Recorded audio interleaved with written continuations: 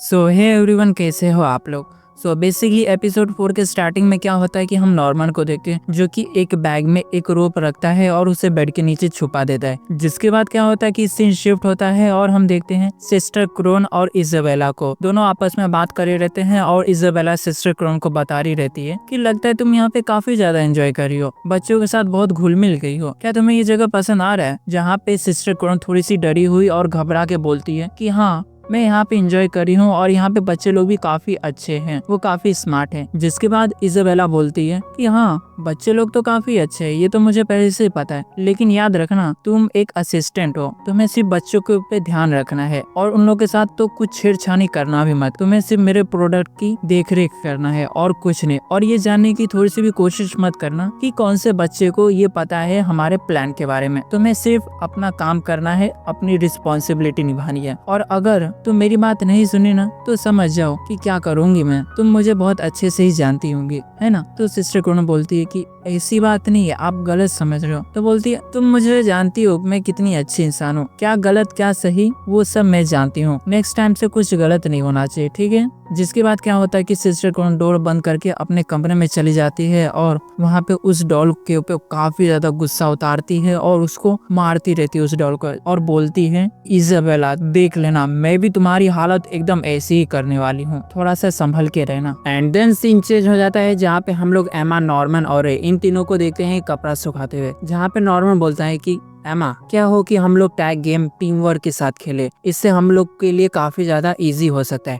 जहाँ पे रे बोलता है कि हाँ, टीम वर्क के साथ खेलेंगे तो एस्केप करना और भी ज्यादा इजी और पॉसिबल हो सकता है। जहाँ पे नॉर्मन और एमा इस बात को एग्री करके बोलते हैं कि हाँ, ये आइडिया काफी ज्यादा अच्छा रहेगा। जिसके बाद नॉर्मन बोलता है क्यों ना हम लोग डॉन और गिल्डा को भी इसमें इंक्लूड कर लेते हैं, हम उन दोनों को भी बता देंगे हमारे प्लान के बारे में और सीक्रेट के बारे में। जहाँ पे रे बोलता है लेकिन अगर वो दोनों ट्रेटर निकल गए तब तुम क्या करोगे। तो नॉर्मन बोलता है कि तुम चिंता मत करो, मैंने उसके लिए पहले से एक ट्रैप बना के रखा है, अगर वो दोनों ट्रेटर भी निकलेंगे ना तो मुझे पता चल जाएगा। एंड देन सीन चेंज हो जाता है जहाँ पे हम लोग देखते हैं कि ये तीनों सारे चुन्नू मुन्नू बच्चों को ट्रेनिंग दे रहे थे भागने की। जहाँ पे ये लोग काफी अच्छी तरीके से टैग गेम के थ्रू भागने की कोशिश करते हैं और ये लोग गेम जीत जाते हैं और नेक्स्ट राउंड के लिए लोग रेडी रहते हैं। लेकिन तभी ये लोग थोड़ा सा ब्रेक लेते हैं जहाँ पे ब्रेक में रे फिल की तरफ देख के बोला रहता है कि एमा, फिल का स्कोर क्या था।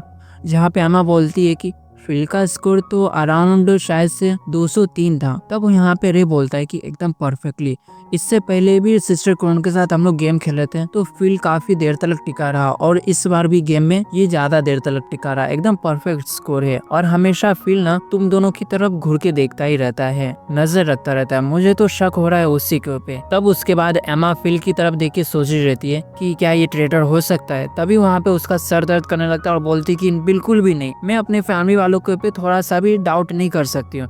जहाँ पे रे गुस्से में बोलता है कि तुम्हें ये करना पड़ेगा, तुम ये बेवकूफ़ी कर रही हो, ये जिंदगी और मौत का सवाल है, तुम्हें शक सबके ऊपर करना पड़ेगा, कोई भी ट्रेटर हो सकता है। तब उसके बाद एमा सबको शक की निगाहों से देखने लगती है एक एक करके। देन उसके बाद क्या होता है कि नॉर्मन रे को बोलता है, हे रे, क्या तुमने ट्रांसमीटर को तोड़ने का कोई सोल्यूशन फाइंड करा है और कितना टाइम लगेगा। जहाँ पे रे बोलता है 10 दिन तो लग ही जाएंगे। तब नॉर्मन बोलता है ठीक है, 10 दिन बाद यानी कि 8 नवंबर को हम लोग यहाँ से भाग जाएंगे। तब ये सुन के नॉर्मन और एमा काफी ज्यादा शॉक हो जाते हैं और बोलते हैं अरे इतनी जल्दी, हमारे पास तो अभी भी 1.5 महीने है, मतलब कि हर 2 महीने में एक ना एक बच्चा शिफ्ट होता रहता है और कोनी को जाते हुए सिर्फ अभी 1 हफ्ता ही हुआ है, इतनी जल्दी जाना, और वो भी हम लोग का अभी तो प्लान भी कम्प्लीट नहीं हुआ है, तुम इतना जल्दी जाने का कैसे सोच सकते हो नॉर्मन। तब उसके बाद नॉर्मन बोलता है कि मॉम यही तो चाहती है हम लोगों से कि हम लोग आराम से वेट करके जाए, लेकिन हमारे पास थोड़ा सा भी टाइम नहीं है, हमें विंटर से पहले यहाँ से भागना पड़ेगा। उसके बाद क्या होता है कि नॉर्मन, एमा और रे तीनों जाते हैं डॉन और गिल्डा के पास, जहाँ पे उनको ये सारा सच्चाई बताते हैं। जहाँ पे एमा बोलती है कि डॉन सुनो, एक्चुअली क्या है कि हमारी जितने भी सिबलिंग्स है ना उनको बेच दिया जाता है बुरे लोगों को। जहाँ पे डॉन ये सुन के बोलता है कि क्या ये सच में। तब उसके बाद डॉन हंसने लगता है, बोलता है कि अरे यार ये तो काफी अच्छा मजाक था, प्लीज ये प्रैंक किसी और के साथ करना। तब उसके बाद नॉर्मन भी समझाने की कोशिश करता है और कहता है कि तुम ही जरा सोचो ना, हमारे जितने भी सिबलिंग्स गए हैं उनमें से किसी ने भी एक भी लेटर नहीं लिखा है, तुम बताओ अब ये कैसे हो सकता है। तब उसके बाद डॉन एमा से बोलता है लेकिन मॉम का क्या, तब उसके बाद एमा बोलती है कि मॉम वही है जो बुरे लोगों को हम लोगों को बेच देती है। तभी क्या होता है कि डॉन हाइपर हो जाता है और एमा को पे गुस्सा होने लगता है और बोलता है कि एमा चुपचाप ये बता दो कि तुमने जो भी बोला है वो सब झूठ है, मुझे इन सब चीज़ों पे बिल्कुल भी यकीन नहीं है। तब उसके बाद गिल्डा बोलती है कि डॉन प्लीज शांत हो जाओ, एमा हमसे ज़्यादा अपने घर और फैमिली से प्यार करती है और वो कभी भी हम लोगों से झूठ नहीं बोलेगी। और मुझे इस चीज का ना पहले से शक हो गया था, मुझे उसी दिन से ये चीज अजीब लग रहा था जहाँ पे जब कॉनी यहाँ से गई थी तब ये लोग रूल्स तोड़कर गेट के बाहर गए थे, लेकिन यहाँ पे इन लोगों को पूरी सच्चाई मालूम थी, लेकिन फिर भी ये लोग आके मॉम से सॉरी तक नहीं बोले। उसी दिन से मुझे इन लोगों पे शक हो गया था कि कुछ तो गड़बड़ है। गिल्डा की ये बात सुन के डॉन अब बिलीव कर लेता है और उसको भी अभी इन लोग की बातों पे यकीन आ जाता है। उसके बाद क्या होता है कि ये बोलते हुए गिल्डा थोड़ी सी इमोशनल हो जाती है और वो रोने लगती है। तब एमा जाती है उसके पास और बोलती है कि गिल्डा प्लीज मुझे माफ कर दो, मैंने तुम्हें चिंता में डाल दिया। तब उसके बाद गिल्डा बोलती हमारी मॉम हम लोगों को बुरे लोगों को सेल कर देती है। मुझे ये सुन के बिल्कुल भी अच्छा नहीं लग रहा है कि हम लोग मॉन्स्टर लोगों के शिकार बनने वाले हैं। तब डॉन पूछता है कि क्या कोनी सेफ है कि नहीं है। तब नॉर्मन बोलता है कि इस बारे में तो मुझे भी बिल्कुल भी कुछ पता नहीं है। जहाँ पे नॉर्मन एक्सप्लेन करता है डॉन और गिल्डा को कि जो भी 6 साल के बच्चे रहते हैं उनके स्कोर कम रहते हैं, उसको इस ऑर्फनेज से बाहर कर दिया जाता है, मतलब कि बुरे लोगों को सेल कर दिया जाता है। उसके बाद ये सारे मिलके टीम वर्क के साथ यहाँ से भागने का प्लान बनाएंगे। सो देन क्या होता है कि सारे लोग के जाने के बाद रे नॉर्मन को गुस्से में बोलता है कि आखिरकार तुमने उन लोगों से सच छुपाया क्यों? तुम्हें तो उन लोगों को सब कुछ सच सच बता देना चाहिए था ना कि कोनी मर चुकी है। तब उसके बाद नॉर्मन बोलता है कि देखो रे, मैं उन लोगों को टेंशन में नहीं देना चाहता हूँ कि कोनी मर चुकी है और मुझे उन लोगों पे अभी टोटली ट्रस्ट भी नहीं है, क्या पता उन दोनों में से कोई ट्रेटर निकल सकता है। तब उसके बाद रे बोलता है कि हाँ ट्रेटर तो कोई भी निकल सकता है, तब तुमने उन लोगों को प्लान क्यों बताया? तब नॉर्मन बोलता है कि मैंने प्लान इसलिए बताया कि क्या पता ट्रेटर होंगे भी नहीं भी, लेकिन अगर वो लोग एक तरीके से ट्रेटर भी निकलेंगे ना तो मैंने उसके लिए ऑलरेडी एक ट्रैप बना दिया है। जहाँ पे रे बोलता है कि कैसा ट्रैप तुमने बनाया? तब जाकर नॉर्मन एक्सप्लेन करता है कि देखो रे, मैंने डॉन को बताया है कि मैंने रोप बेड के नीचे छुपाया है और गिल्डा को मैंने ये बताया कि मैंने रोप 2nd फ्लोर के ऊपर सीलिंग फैन के इधर रोप छुपाया है। यानी कि इन दोनों में से कोई भी मॉम को जाके ये तो बताएगा कि रोप आखिरकार बेड के नीचे है या फिर 2nd फ्लोर पे। अब जो भी जाके मॉम को जो भी डिटेल बताएगा उससे हम लोग को पता चल जाएगा कि ट्रेटर कौन होगा। तब नेक्स्ट सीन में हम लोग देखते हैं दूसरे रूम में जहाँ पे गिल्डा और एमा दोनों साथ में मिलकर बात कर रहे थे काफी खुशी खुशी, और गिल्डा बोल रही रहती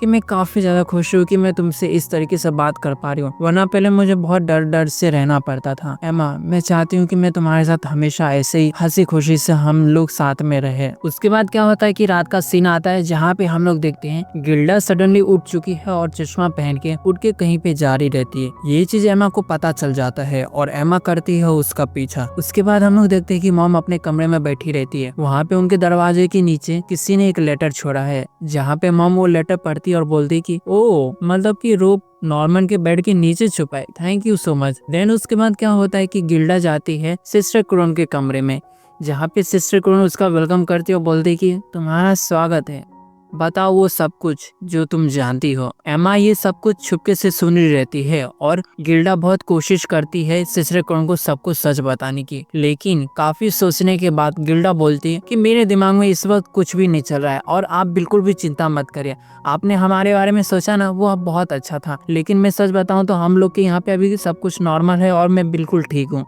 आप बिल्कुल भी टेंशन मत लीजिए।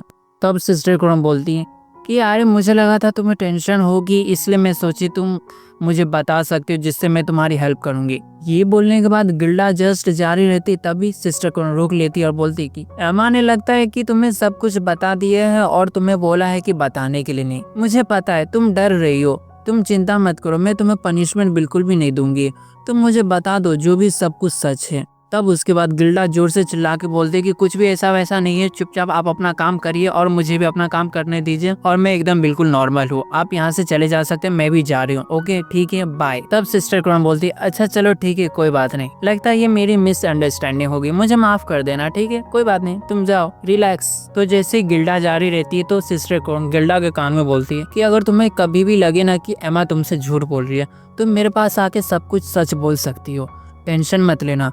उसके बाद जैसे गिल्डा बाहर निकलती है तो एमा उसके गले लग जाती है और बोलती है कि थैंक यू सो मच, तुमने किसी को कुछ भी नहीं बताया। एंड देन सीन चेंज हो जाता है और हम लोग देखते हैं मॉर्निंग का सीन, जहाँ पे तो नॉर्मन और रे आपस में बात कर ही रहते हैं कि नॉर्मन बोलता है एमा ने तो पूरी तरीके से क्लियर कर दिया है कि गिल्डा को पे ट्रस्ट कर सकते, वो तो ट्रेटर हो ही नहीं सकती, अब बचा है डॉन, आखिरकार देखते हैं कि क्या होता है। उसके बाद नॉर्मन रे से क्वेश्चन करता है कि तुम्हें पता है रे, आखिरकार ये ट्रेटर धोखा क्यों देते हैं अपने लोगों को ही?